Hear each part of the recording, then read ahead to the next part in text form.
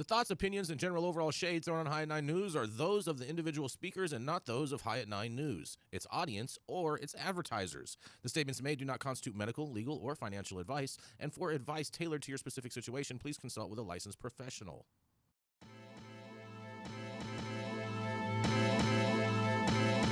Welcome to the High at 9 News Hour, where you will hear from cannabis industry experts and professionals from around the country talk about important topics while shining light on global issues and discussing cannabis as it relates to politics, regulation and reform, data and technology, science, research and medicine, family and parenting, art, celebrities and entertainment, fitness, sports, mental health and wellness, and plant-based medicines and entheogens. Together, we are building a stronger community, fighting the stigma and creating change. With your hosts, Jason Beck and Rico Lamitte, joined by special industry expert correspondents from around the country, and daily antics brought to you by Cannabis. Coming to you live every Monday through Friday at 9 a.m. Pacific Time and high noon on the East Coast. And thank you all for getting high at 9 with us.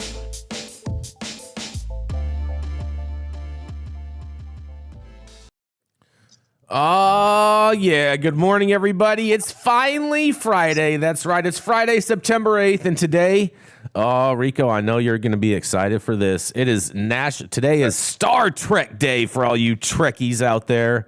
It's also Star Wars guy. It's also National Pediatric Hematology Oncology Nurses Day today. And World Ampersand Day. You know what an ampersand is? That's that little and sign when you're typing, just in case you didn't know, Rico. Oh, yeah. Thank you for joining us and getting high at 9 with us. It's also high noon on the East Coast. And please remember to like, share, and subscribe to us on all social media platforms. Use that fancy little QR code right there in the top-hand corner of your screen to see where we live on the internet. And we are live every Monday through Friday on YouTube and audio only on some places, but you're gonna have to download that after the show on a little podcast or something until we get this tech thing figured out. But nonetheless, we are going to kick it off first with the dope dad himself. That's right, it's Rico Lamitte. He's a professional back floater. He's a professional back peddler. He's a professional back dangler.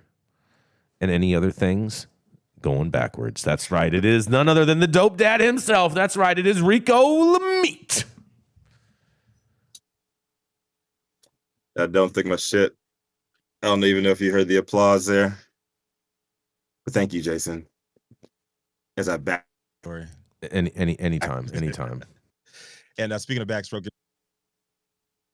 speaking of backstroke, when I first read today's headline, I swore it had to be a typo or a reprint of Rochelle Gordon's piece that she covered yesterday about Leech Lake Band of Ojibwa legalizing in Minnesota. But sure enough, it was totally different.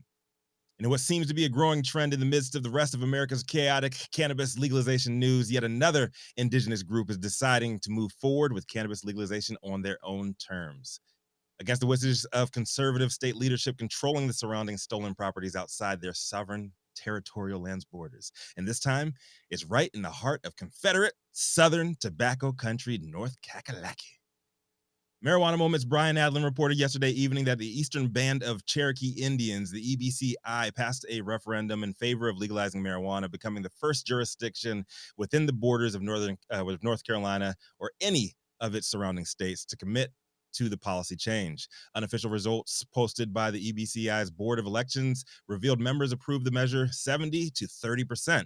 The referendum does not legalize cannabis automatically, but tribal leaders committed to following the voters' lead when they ultimately take up the issue. Sales would be open to all adults over 21, regardless of tribal membership. And passage of the measure was simultaneously an assertion of the tribe's autonomy and a calculated risk in checking the power of noted Republican prohibitionist and U.S. Rep.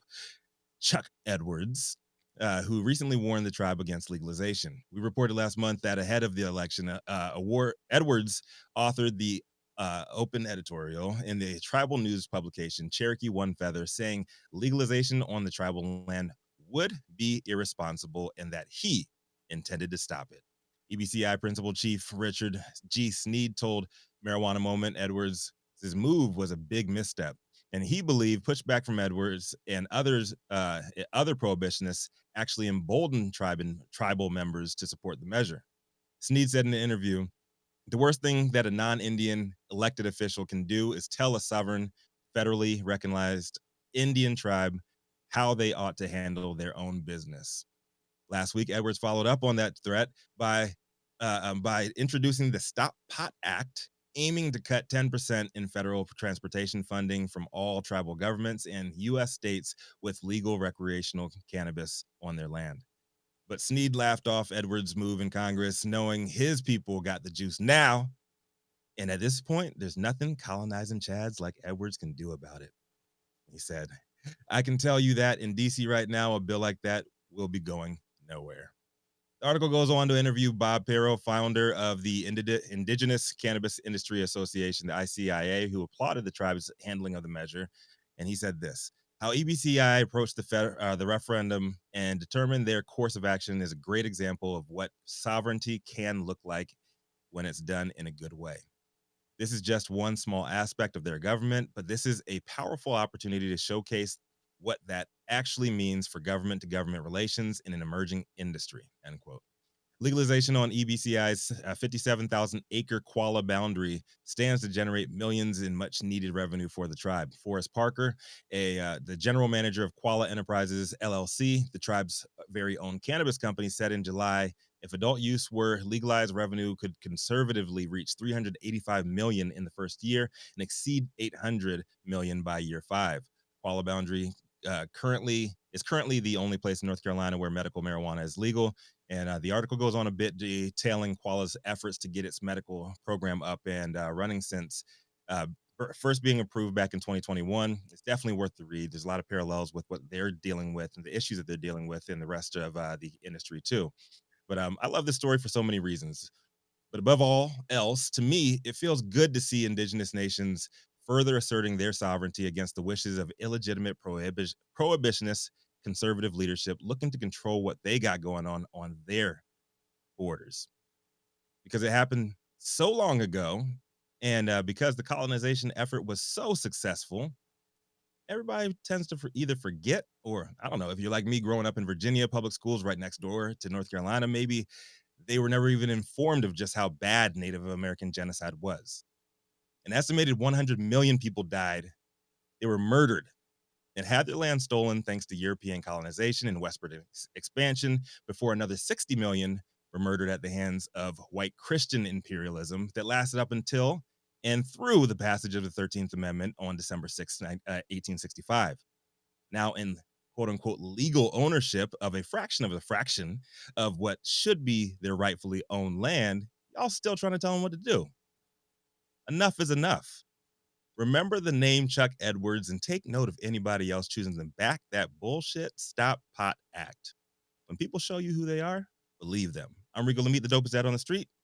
High 9 News. Love to hear from you. Y'all got to say about this one. Oh man, I love this story, man. I'm very happy for this tribe. I can't wait to see what they're going to do out there. And anytime you get to snub your nose at a prohibitionist politician with cannabis, I'm excited. Yeah, thank you, Rico. Thank you for bringing the story. I saw this one yesterday. Almost took it yesterday, but I went with the one that I had. I'm so happy that you brought this to light. I can't even believe. I can, but here we are, middle of tobacco country, and this guy is just gonna try to take away their rights on their land. I wish that they did this 50 years ago. I wish it's been like that, forever. I mean, Stone, are you going to drive out to North Carolina and go and check out this Indian res? I mean, it's not too far from you. Hey, now, if we can incorporate that into, a piece. Yeah, you're gonna hit the high road, I thought. I'll hit the high road and go do that. But hit the high road. It was like the question yesterday, how far would I drive? We'll get you and Petey Pablo together in a car to drive to North Carolina. And you guys can drive around and swing your towels out the window the whole ride. You like that? Yes. Mm-hmm. What are your thoughts on this one, Yarrow? Well, I have some thoughts, and I appreciate you inviting me to say it instead of me just blurting out like I got Tourette's.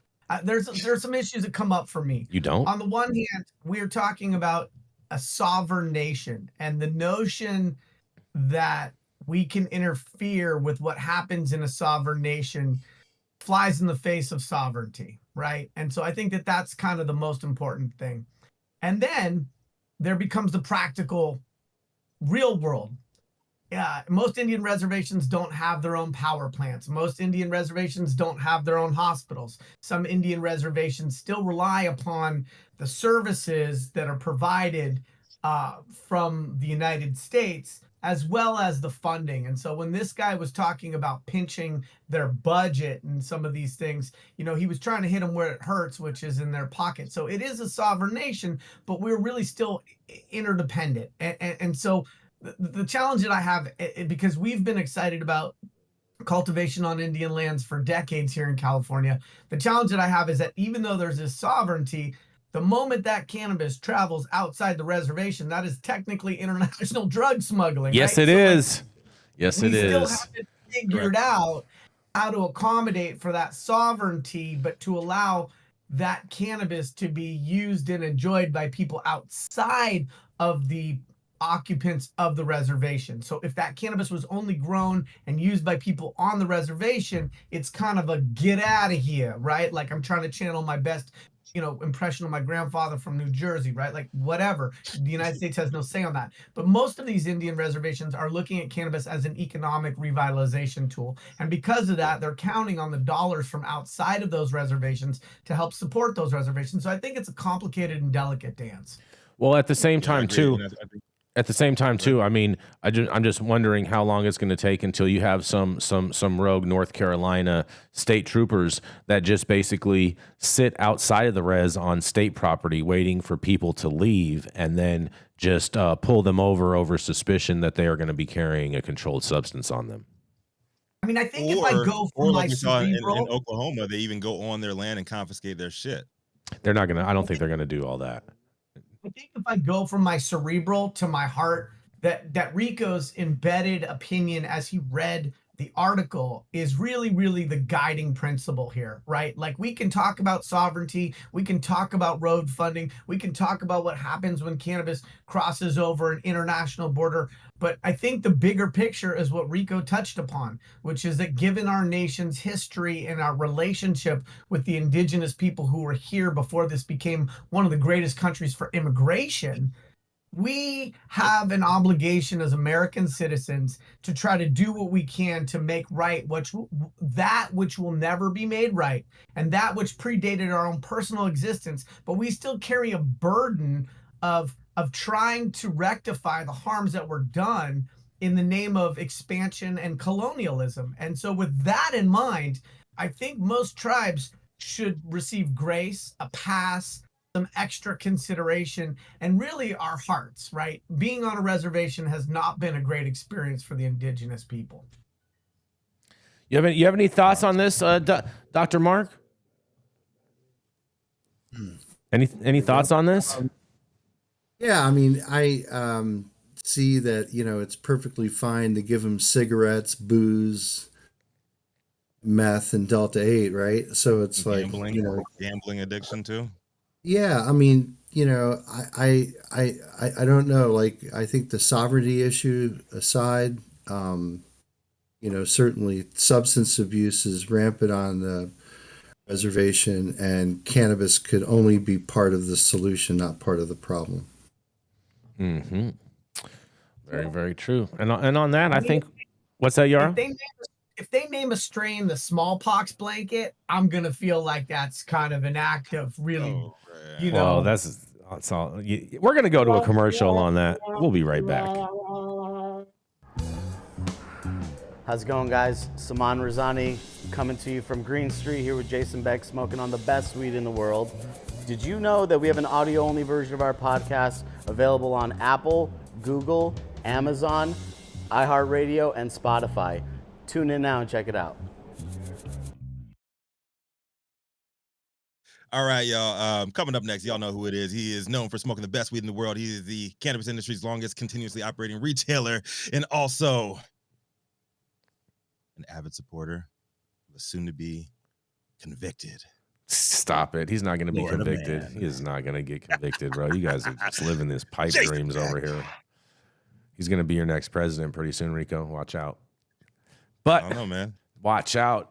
Watch out. Oh, man. We got some good legislation going on in Pennsylvania because a Pennsylvania state senator says that a medical marijuana card is no proof of DUI and that laws should change. Oh, yes. This fall, Pennsylvania lawmakers are expected to address a medical marijuana issue that has lingered since the program was enacted back in 2016.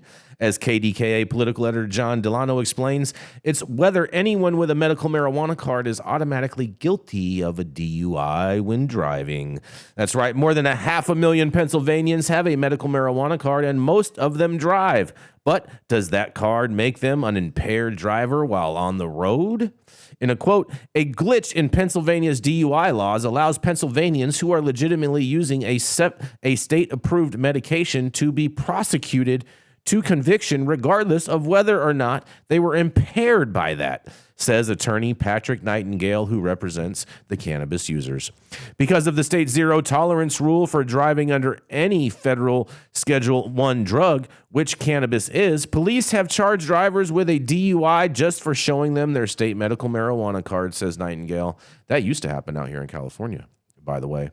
In a quote, with Pennsylvania's zero tolerance statute, every single medical marijuana patient is DUI 24/7, 365, regardless of whether they are impaired, he notes. In another quote, he says, my bill says you must prove impairment in order to be given a DUI, says Pennsylvania Senator Camera Bartarola, Washington County. Get ready for this, Rico. That's right. He is a Republican. That's right, guys. Look at that. Republicans putting in some good legislation. Bartatola has reintroduced her bill, Senate Bill 363, to remove the assumption that every medical marijuana user is an impaired driver, and she expects the Senate's action on it soon. Delano asks, can someone who is on medical marijuana be an impaired driver? Bartatola says, absolutely. Someone who is taking medical cannabis absolutely can be impaired, but not all are. Unlike the blood alcohol test for drunk driving, Bartatola says that researchers are working on but have no definitive test yet to prove what level of THC or other elements of marijuana actually impair driving. Because of the state zero tolerance rule for driving with any federal Schedule I drug, which cannabis is, police have charged drivers with DUIs for just showing them their state medical marijuana card, Nightingale says. With Pennsylvania's zero statute, every single medical marijuana patient is DUI.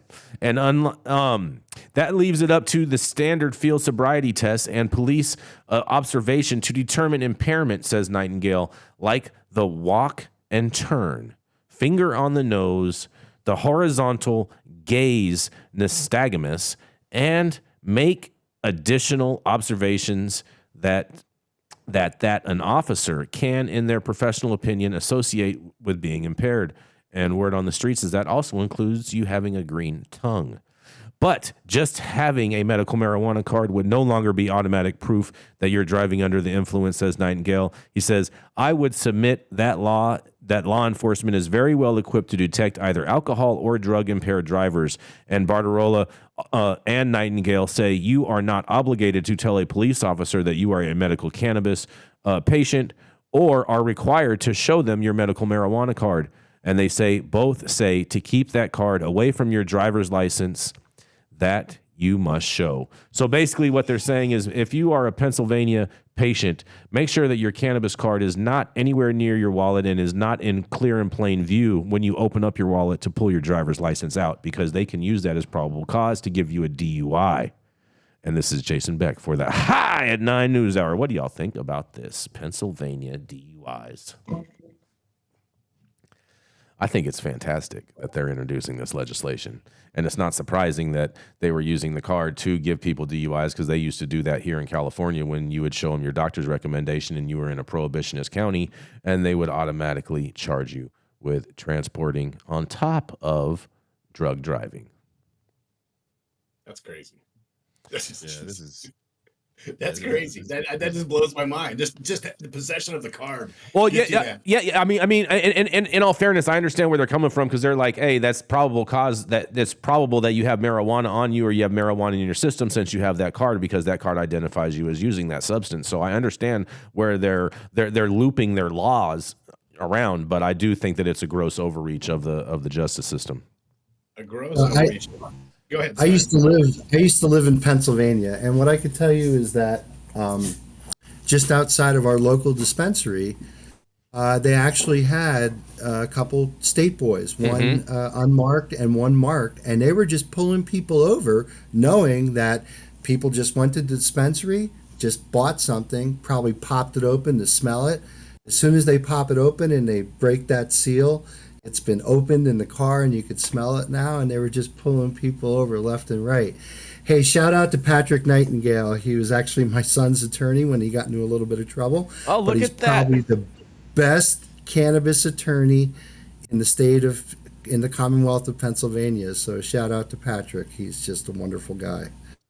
Awesome. Look at that. And and I think the Pittsburgh director of NORML.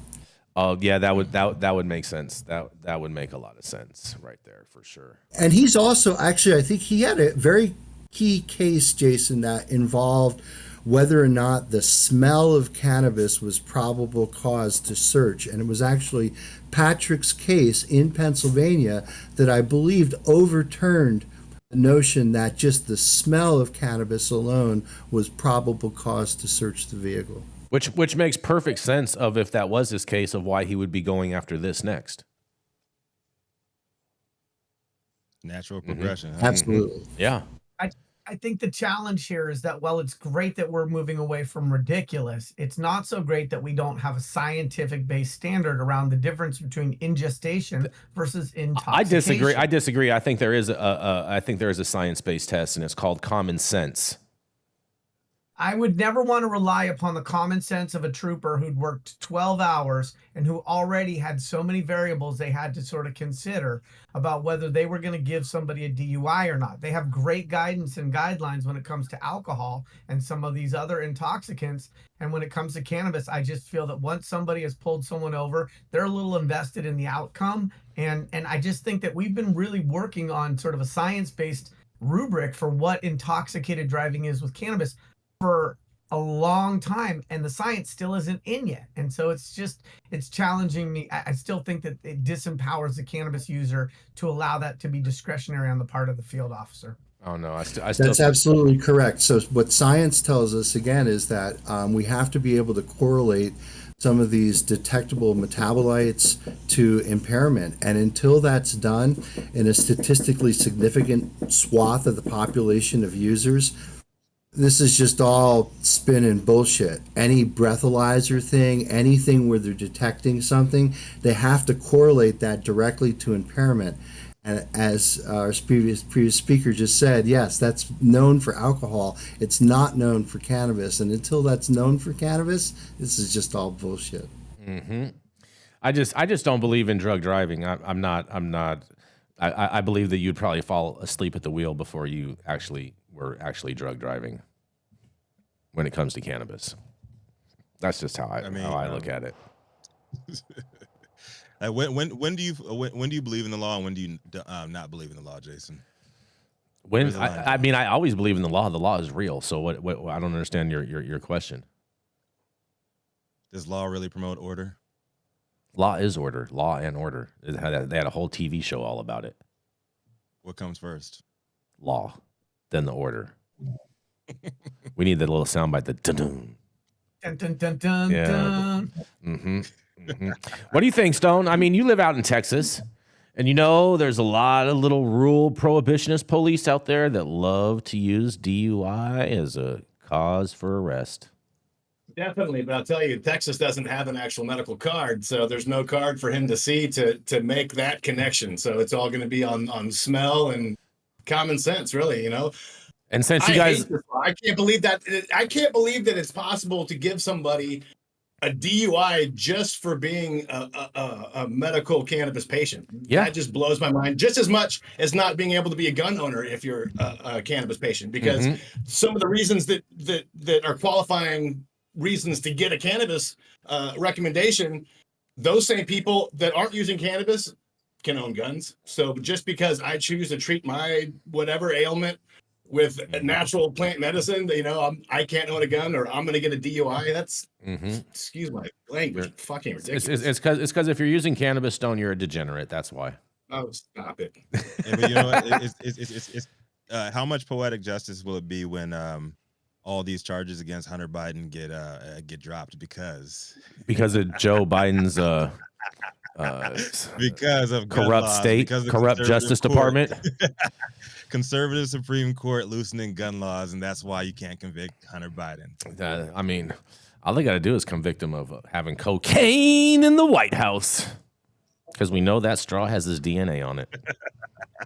That's Don Jr., bro. Come on. No, that is not. It's not left over from before, bro. Stop the Don madness. Jr., Kimberly Guilfoyle, and Hunter Biden was having a party in the hot tub. Oh God! Called him a couple gals. Oh boy! And Joe oh, Biden boy. was asleep in the same room. And they were all looking at a magic mirror, huh? I bet. Let's keep this party Yeah, we're gonna rolling, keep this party rolling. We have a brand new correspondent, long time watcher, first time on the show. It is Mr. Dr. Mark. And Mark, forgive me, I am gonna murder your last name. How do I actually pronounce? Huh? Scialdone. Scialdone. Okay. All right. We have Dr. Mark Scialdone joining us. He's a PhD chemist with 30 years experience and a deadhead for over 50 years. That's right. It makes the chat happy. He's recognized expert in natural product chemistry, essential oil extraction, and synthesis. And he's even invented a novel cannabinoid. Get ready for this, you guys. HHCA, which you can purchase at any local gas station, especially in Texas. And from the shores of Lake Champlain and beautiful Colchester, Vermont, the home of Better Chem Consulting, it is none other than the Dr. Mark Scialdone. Scialdone. Sorry, Yeah, Mark, I'm so gonna have to work on that a little bit. SCI is sh, and then E is silent, right? Like Capone and Stallone, but in Italian it's Scialdone. Scialdone. All right, yeah. Oh man, let's get some cannolis out. All right. Well, thanks, Jason. Appreciate the intro, and yeah, a long time listener and watcher, and always appreciate what you guys are doing, and want to basically cover a few things that involve the chemistry that I understand oh so well. So my story comes from the Journal of Cannabis Research, and it was originally published in July of this year, and this was by a group at Infinity Chemical in San Diego. And the title of the article was Potency and Safety Analysis of Hemp Delta-9 Products, the Hemp versus Cannabis Demarcation Problem.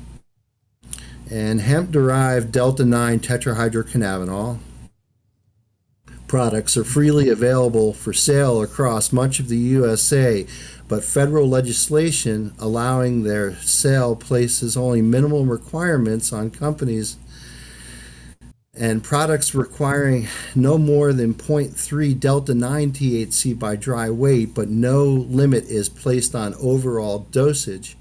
This is how they can get away with putting Delta-9, enough psychoactive Delta-9 into a gummy, because it's just below that 0.3 limit.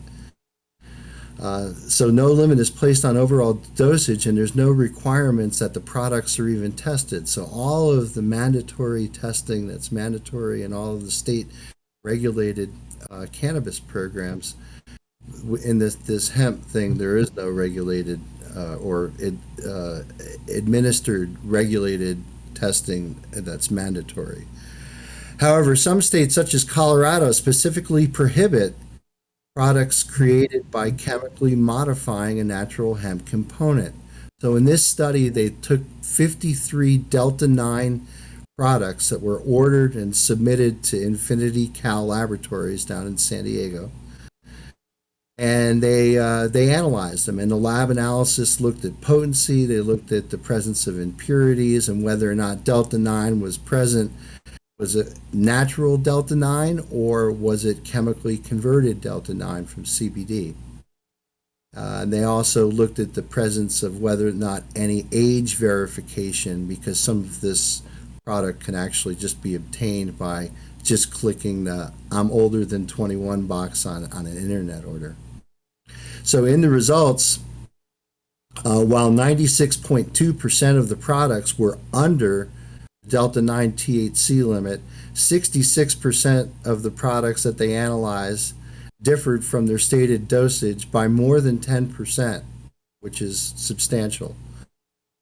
And although 84% provided a lab report to the customers, 71% of these did not check for, impurities like heavy metals, solvents, or other things that could be potentially harmful to users.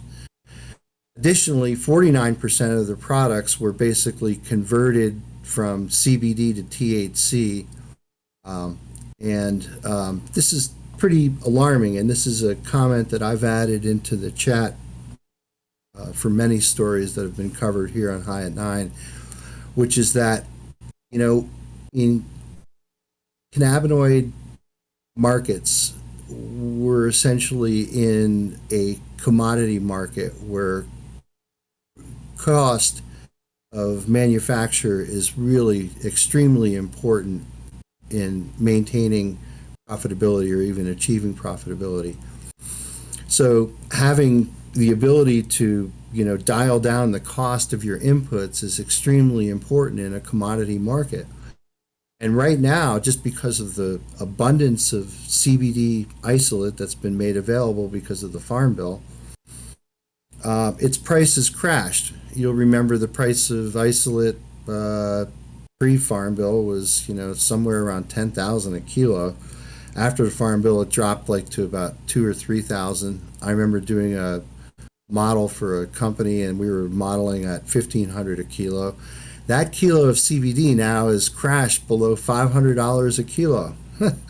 And that's significant because now the cost of THC is lower when you convert it from CBD. And what this paper found is that half of the products that they analyzed, so they looked at how many products here, looked at 53 products, half of them were derived from hemp-derived D9.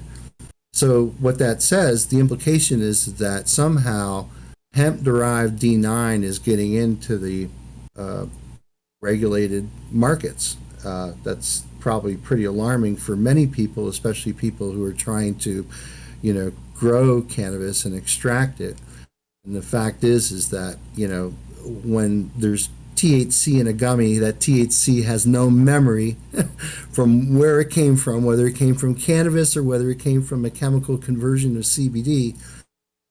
But what this paper shows is that there is a demarcation. They can basically determine that certain products are derived from hemp because there's chemical cues that are left behind. In the chemical conversion, which isn't clean, there's byproducts that are generated, and in this report they basically find those byproducts, and then they could basically determine that this is derived from CBD derived THC and not from extracted from cannabis.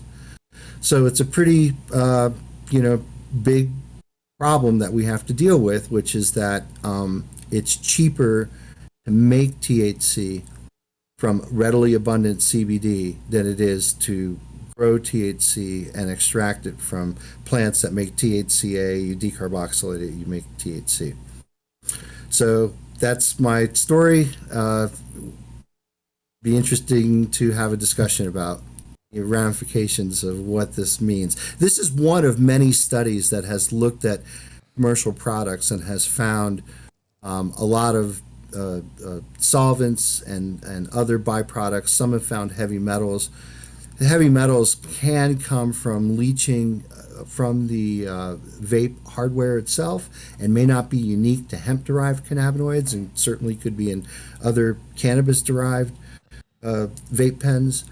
But certainly, I guess one of the alarms that you have to think about right away is that states like North Carolina, where you can go to jail for smoking a joint on the corner, on the way to the jail, you could stop at the gas station, get yourself a Delta 8 pen.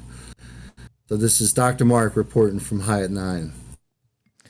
Oh yeah, Dr. Mark on his debut here at High at 9, dropping some knowledge, and found the loophole in metric of how people are putting in hemp-derived THC into their quantified THC products. Oh man, I can't wait till the regulators find out about this one. The hyper loophole. Yeah. I wonder if this this happens with BioTrack too, or if it's just a metric problem. Well, I think some of these products too. I mean, they're buying them on the internet. They're buying them, I think, at dispensaries, but they're getting them probably just about everywhere. And I would imagine that again, depending on whether or not, like in a gummy, for example, if the gummy itself, if one serving of gummy is say like 4 grams, you could have like 2 milligrams of THC in there and still be below that 0.3 limit. So but when you eat that gummy, I mean, even a THC user like myself, I would probably feel the psychoactivity of that gummy. Should that be available because it's below that 0.3%? I mean, the devil's in the details, and that is that material that went into that gummy recipe was certainly not below 0.3%. So somewhere there's a THC fraction that's not hemp compliant, but in the final gummy it's hemp compliant. So is that cool? I mean on the THC side, it's like THCA. I mean, no, it's THC at this point. It's not THCA. It's all THC. I mean, I'm just saying, like, trying to make the parallel. In the world of a THC, like they're saying that THCA is not illegal. So, well, what that is, I mean, they weren't explicit in the language of the Farm Bill. They're explicit around THC. It has to be below 0.3, but they're like, oh, they don't say anything about THCA. Well, the plant doesn't make THC. It makes THCA. Then when we smoke it, we decarboxylate THCA and turn it into THC, which is a psychoactive substance. But if you read the in-depth language of the Code of Federal Regulations, they do require post-decarboxylation of the hemp. So any high THCA flower, Rico, is going to analyze for high THC cannabis, and not these hemp people are flying under, well, it's THCA, it's not THC. But what they're forgetting, or they just don't understand the chemistry of, is that THCA is 87% THC. man, you know what it sounds like to me, Dr. Mark? It sounds like you should be consulting for the DEA. Oh no! Oh my God! I look over my shoulder when I leave the lab at night. I vote for Dr. Mark as the U.S. cannabis czar. I'm all about freeing the weed and ending prohibition. These things like Delta 8 and HHC are only made possible because of the ridiculousness of prohibition itself. If people had free and readily access to cannabis, Delta 8 we would think would be a strain of COVID, right? HHC would just be a curiosity for a researcher like me. And we're interested in researching those compounds because often when you have natural products and you start making analogs of natural products, you could get changes in activity or changes in toxicity. And when you're talking about developing medicine for Alzheimer's and traumatic brain injury and things that are really important, we need to be able to have access to these cannabinoids, but we don't need them accessed recreationally, right? We need them accessed for researchers like me and Dr. Talleyrand and other people to do research to find out whether or not these are useful medications. I got a couple things to chime in. Go for it, Yarrow. We talk about plant medicine, but this is not hemp-derived intoxicating cannabinoids being available without age restrictions is not plant medicine.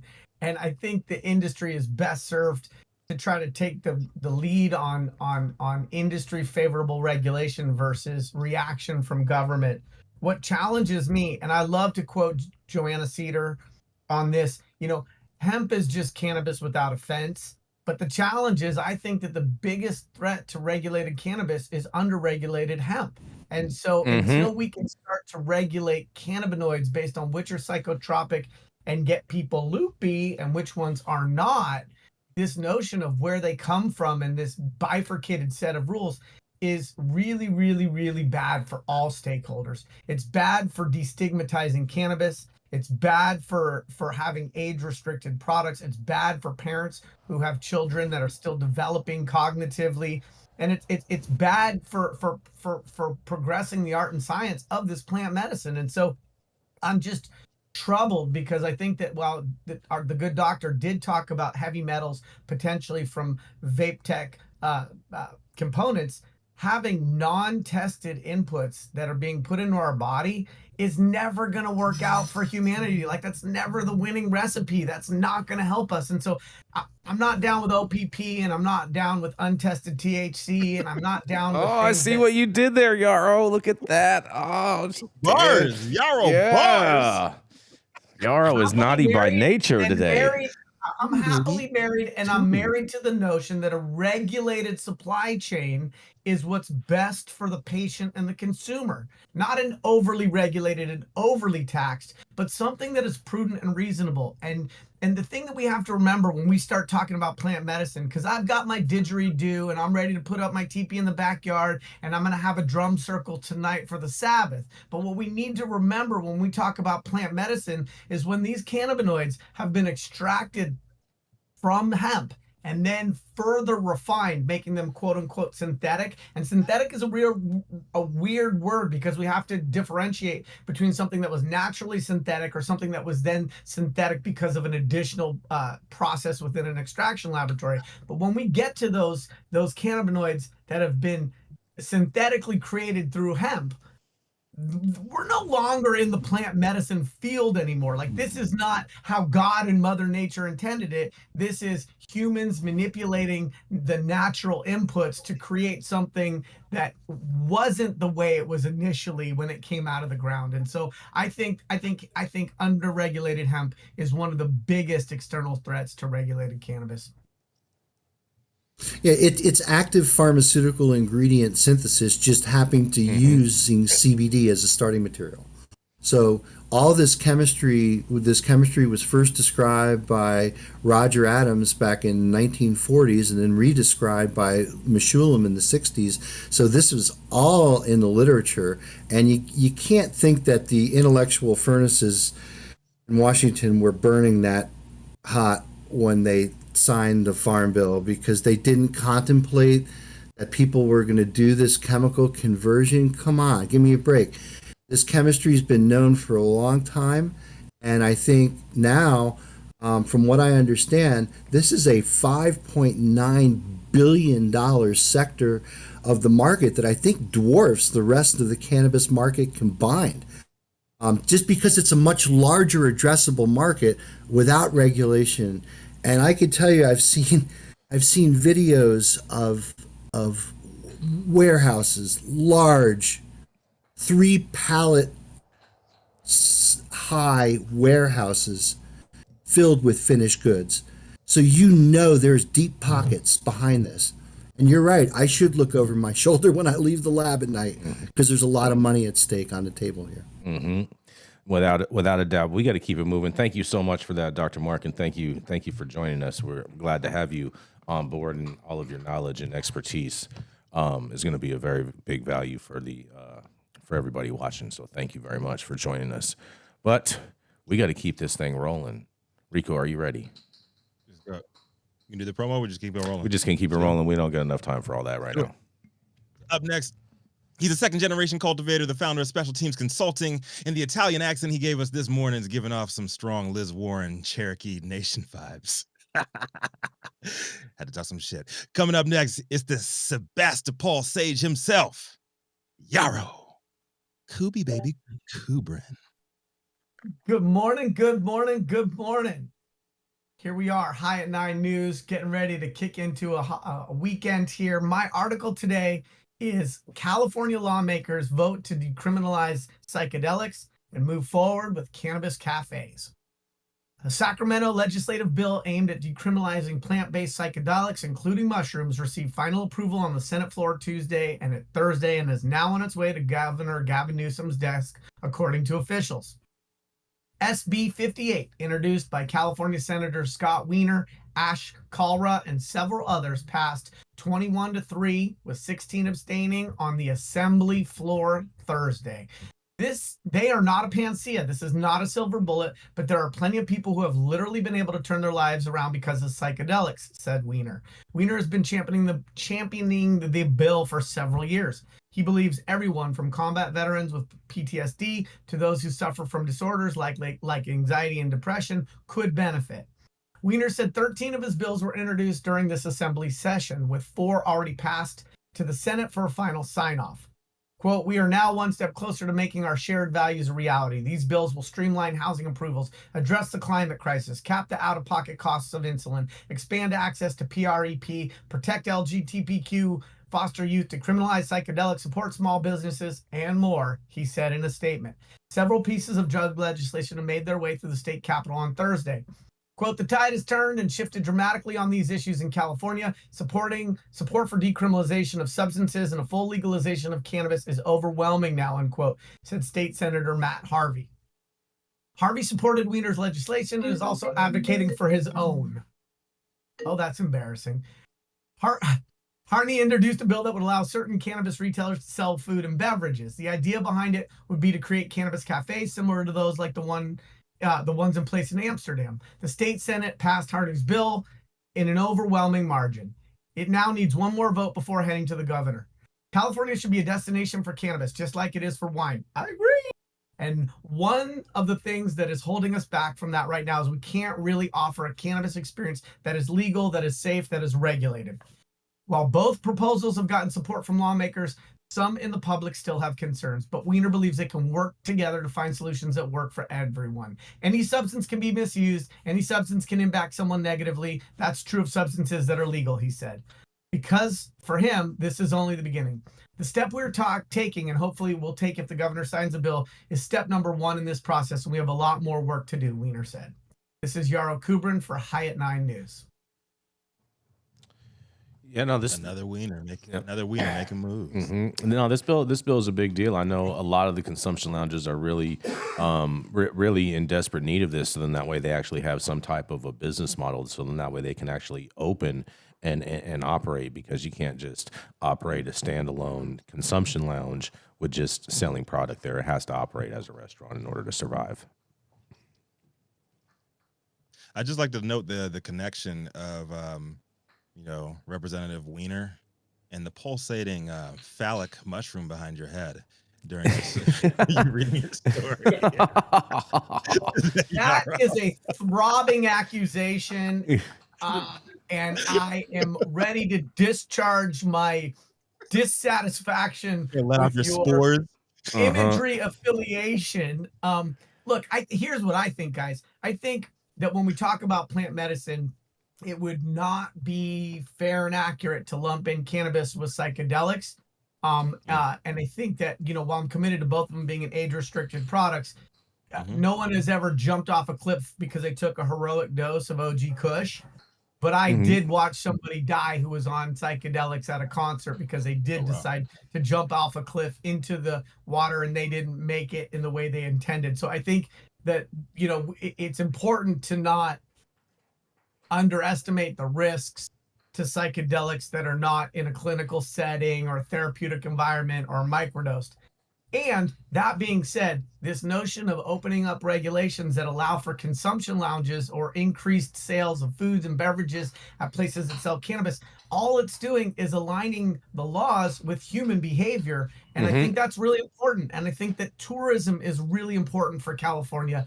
And this is a great place to come. If you don't live in California and you are on some other part of the world right now and you are listening to High at 9 News, come eat our Dungeness crab, drink our Russian River Valley AVA Pinot, smoke our amazing cannabis, enjoy the fruits of the world, because we really live in some version of paradise. There's a reason why the majority of the nation's food is created in the Central Valley in California. And so I think that really wrapping our arms around how humans want to interact with cannabis anyway is really important and will be helpful for the regulated industry. Indeed. You have any thoughts on this real quick, Dr. Mark? Well, I love Yarrow's jib. And yeah, I mean, I don't know. I mean, I understand the California centric kind of thinking. My son lives in LA, and yeah, everything seems to be bigger and better, and everything's, but even like here in Vermont, like as you were talking about, your Pinots, and what do we have in Vermont? We have maple syrup, Snow, we have lots of snow. trees, and we have snow, right? Yeah. And it's kind of like, well, again, there's kind of like, that's what the great thing about cannabis to me is the terroir noir, the unique strains that have basically permeated the cultures that have been here. People have been growing weed up in the Northeast Kingdom as long as they've been growing in Humboldt, So I mean, there's yeah, I the whole issue about Schedule 3. Everyone's talking about Schedule 3. You guys have covered this to death here on High at 9. That would end the industry as we know it. Does anyone get their weed from a Schedule 3 dispensary? Is this even thing that exists? There's no such thing. So, no such thing. So what we need to do is just move to deschedule. Deschedule will also fix banking. Banking is just a big boondoggle. Just deschedule, and that fixes banking. Yep. So so many things would benefit from, and especially the artisan quality of cannabis production that was key to the Triangle and key to the Northeast Kingdom and key to the OGs in upstate New York and down in the city. I mean, where the home of sour diesel and where the East Coast kind of vibe for the reason why people were sour is because there wasn't enough diesel to go around, right? I mean, and to me, it's like LA certainly captures that, and certainly there's other, Denver's a great place, great weed culture in Denver. I think it's all over, Yarrow. I'd like to say it permeates our culture just like the music of the Grateful Dead. Oh boy. And on that, we have to keep this train rolling. We are going to roll right into Mr. Stone Slade. He's out there in the great red state of Texas, contrary to what a lot of people want to say on this show and whatnot. But that's right. He is an avid fan of cannabis. And where he gets it from, we're still trying to find out. That's right. It is Mr. Stone Slade. Thank you, Jason. That was different. I didn't want to go with Delta 8. I was trying not to do a Delta 8 on you, bro, but you're such an easy target, and I was just like, none of us know where you get your weed from. We can call it THC ATX. Yeah, THC ATX. We didn't bring up Delta 8 because we just found out that it's in products. That's what I was trying. Yes, it's not. Yeah, I mean, you're just all hopped up on Delta 8. Let me get to my story. There's a New Jersey lawmaker that believes that parents should be punished if kids find their stash. The growing trend of cannabis consumption, or more specifically, children accessing cannabis products, has once again taken the spotlight. Assemblywoman Aura Dunn, a Republican in Morris, is pushing to make it a crime for parents if their children can access their cannabis stash. Although the Cannabis Regulatory Commission already has regulations regarding packaging, Dunn wants to add a twist with criminal penalties tagged as a disorderly persons offense. Dunn says an increasing number of children are gaining access to cannabis products following the legalization of adult use cannabis in New Jersey.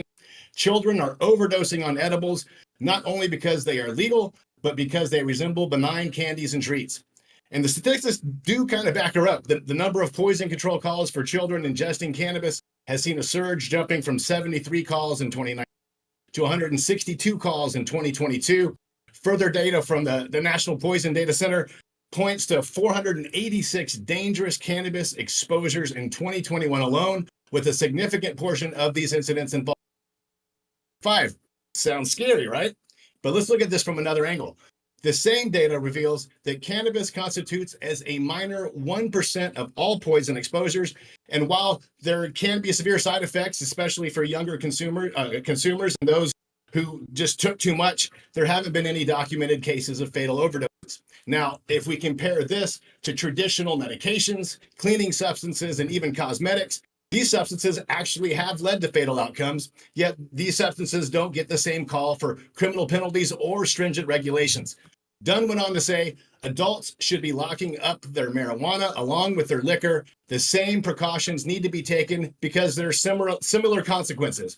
Yet a spokesperson clarified that Dunn's proposal doesn't strictly define what easy access or safe storage means. It merely aims to treat cannabis similarly to how alcohol is regulated without any governmental dictates on storage specifics. And it really is just, to me, common sense, folks. I agree that we should be concerned about the safety of our children. However, the challenge isn't only about packaging or even regulation, it's more about responsibility. I can't help but emphasize that the rise in incidents isn't about the attractive packaging. Many of these products haven't even been legal regulated cannabis products, but instead unregulated Delta-8 and Delta-9 items from the illicit market. And it's high time parents understand the gravity of their actions. Leaving these products within reach isn't any fault of the packaging or the product itself. It's poor parenting. Diane Calillo, a leading voice in the New Jersey medical community, summed it up best. For legalization to succeed, safety must be our highest priority. And that's all I've got. Remember, let's always prioritize safety, responsibility, and education. Knowledge is the key to preventing these type of mishaps. I'm Stone Slade, keeping you highly informed on the High at Night.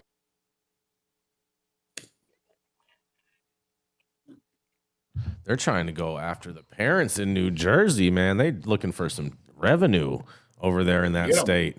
They're going to get them. I think they should take it a step further. They should take it a step further. You know, and they should prosecute the stores that are putting out the shit when these kids find it. If they can track it back to a store, they're not going to be able to do that. They should punish the stores. They're not going to be able to do that. That's not real. That's not.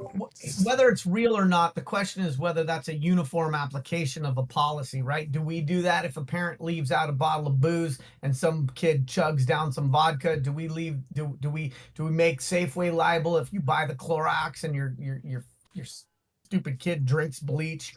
So when we talk about you can blame that on 45. They're just trying to get rid of COVID. No. You know what? A lot of that actually has to do with in regards with legally is the it's the same type of bill that deals with the telecommunications. It's because they didn't. So it's basically because if someone committed a crime and used a Verizon phone in the commission of that crime, then without that bill, Verizon could be in basically a co-conspirator of committing that crime since someone used that Verizon phone. And so it's because of bills like that eliminate that from being a reality. So basically that's why we can't blame the makers of guns. Same thing. The uptick in violence. Well, I mean, I don't believe that the makers of guns are responsible at all for the uptick of violence. It's the uptick of violence is responsible for people's actions. But back to your point, Rico, the makers of cigarettes, you believe the makers of cigarettes are responsible all for people's actions? All people's actions. People choose to use those things. But back to your point, Rico, if a parent buys a gun and leaves it out loaded, and a young child gets access to that gun and harms themselves or others, those parents are held accountable. That they are. And so when we talk about age-restricted things in the home, things that could create health and safety issues, I don't think it's a stretch to suggest, especially when it comes to edibles that don't need to be decarboxylized, that those are kept stored safely away from small hands, small mouths, so that these aren't an issue. And in these newly regulated adult use states, parents probably need a little bit of education on how to store their stash, I just feel like it should be the same thing. I mean, a lot of states, all states have laws for giving alcohol to a minor, and I think it should just fall under that same penal code across all 50 states and make it real easy. Not Wisconsin. Not Wisconsin. You can take all right, your in minor 49 kid- states, you can take your in kid 49 states, You can take your kid into a bar in Wisconsin and get him drunk. Real shit. 49 Well, states. In Judaism, every kid I know who has a practicing family is a little bit more than tipsy when it comes to those 8 glasses of wine through religious ceremonies. Mm-hmm. You know, my man Matthew St. Germain ain't on with us today, but we can talk about the immortality key and the original Catholic Mass and how they were actually tripping balls. It was all psilocybin, cannabis, and DMT mixed in the elixir, getting them drunk. And they actually did see Jesus walk on water because why? They were tripping balls. Oh boy! I can get behind that story. I know you guys. I know you guys can. I'm gonna. Thank you very much, Stone. I'm gonna read this. I had this last little public service announcement for you guys. You guys are gonna enjoy this. You guys may have a little something you want to say about it coming up, but get ready for this. That's right, because a New York subcommittee to hold the first public hearing on implementation of legal cannabis.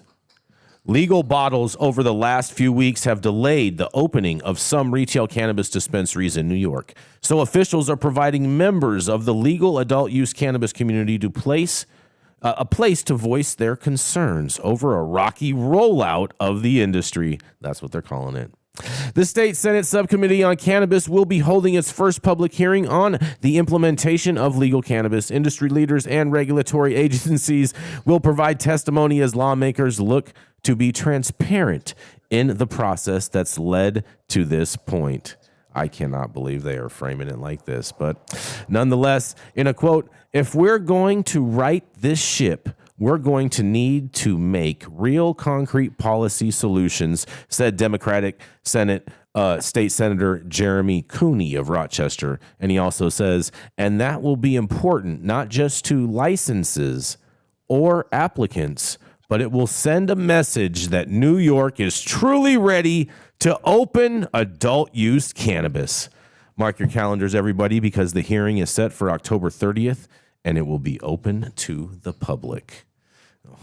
Oh boy, New York. What do you guys think about this? New York's going to be ready for the adult use market.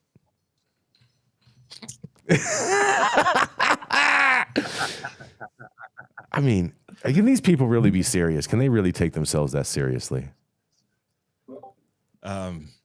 Yeah, they're New Yorkers. They take themselves seriously. I mean, you know what, Jason? I had a conversation with one of my homeboys in New York Cannabis last night, and he was like, man, we ain't doing shit that California has not done in the last 7 years, and they see it as a badge of honor, and they love the way that the trap is winning and will continue to win. Oh, the trap is crushing right now in New York. Yes, they're trap-tastic out there. And my season. I will believe this. What will happen first? New York Cannabis actually getting their shit together, or the passage of safe banking? Passage of safe banking, because in order for New York, the only way that New York's ever going to be able to clean this mess up, in all reality, is if the industry is able to produce quality product at a scalable form, to where it is not cost productive for anyone to just be having an illicit grow, because they won't be able to offer it at the same price. And so until that happens, that's never going to happen. Yeah. Well, like, you don't see people stand on the corner trapping milk, right? Because it's not cost effective to keep a cow at your house and produce its own milk, right?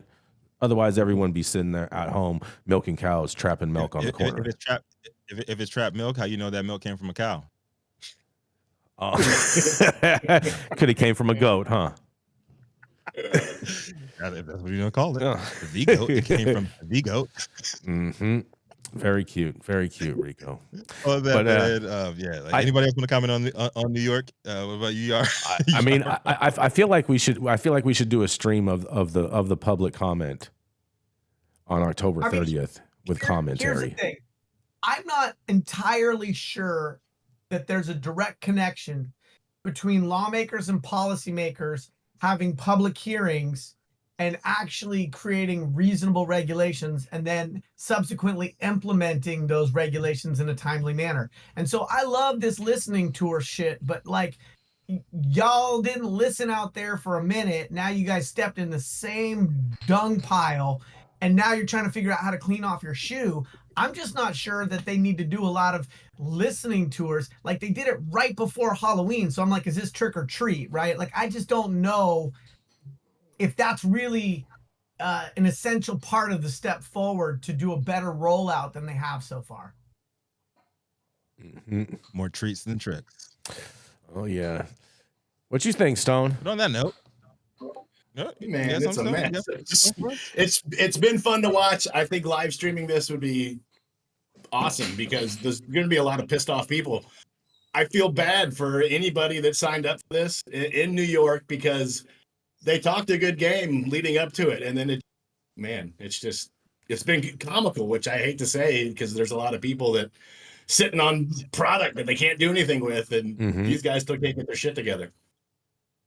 Everything that we've gone through in the last 7 years, New York has expedited that process and magnified it times 10. I think we owe it to the Card Coalition in New York to like really wrap arms between East Coast and West Coast and to help support them in having some reasonable path towards regulated businesses so that people's time and their resources aren't dashed on the rocks and that they can actually get out there and run these businesses. And this notion of opening up 24 brick and mortar dispensaries per year is a really, really low bar. I think New York could get 240 opened in 1 year if they put the appropriate resources and the appropriate people in the appropriate places. Are you talking about the Kurders? Yeah, from the Kurdistan region of New York. The Kurds. Yeah, they're talking about the Kurds out there. I have nothing They're gonna get. I feel bad for them because they're gonna get screwed by New York. They're gonna get totally screwed by New York. Not on my watch. Not if the advocacy work that we do over here on the West Coast. Not if we can wrap arms in arms. Not if we can be in support and solidarity. All of those things. All those things, Yarrow. You're putting one word in front of it, and that word is if. And I don't see it happening. I love it. I love your passion. I'm with it. I'd even help you do it, but I just don't think it's reality. Yeah. On that note, thank you all for joining us for another episode of High 9 News. You can catch us weekdays at 9 a.m. Pacific, high noon on the East Coast. Big shout out to the super fans showing love, getting their comments posted live on the big screen, to our live audience members and online supporters catching us across all media platforms, tuning in each day to the vetted headlines of chaos that also known as the developing cannabis industry. To our vetted correspondent team tuning in from all over, bringing us much needed variety of perspective and your respected opinions to the table. To our production team, Cloud Media Partners, House of Fuego, all the sponsors keeping the lights on, AV struggles to a minimum, and of course the lovely Jaja Simone holding us all the way down on all the other platforms too. And as always, Cannabis Sativa L, the reason the High at 9 News team gets up and reads these headlines daily. Thank you, baby girl. And you know what? It's Friday, September 8th. 2023. The show is over. You've all been blessed with the top industry headlines. Hope was enough for you to put in your pipe and smoke at least until Monday. My name is Rico Lamitte, the dopest dad on the street for High at 9 News. And you know what? Dr. Mark, why don't you take us out, man? Bless us with some more of that knowledge, my brother. Thanks, Rico. Let's see. Let me think of something good. Okay. Only users lose drugs. Users are losers.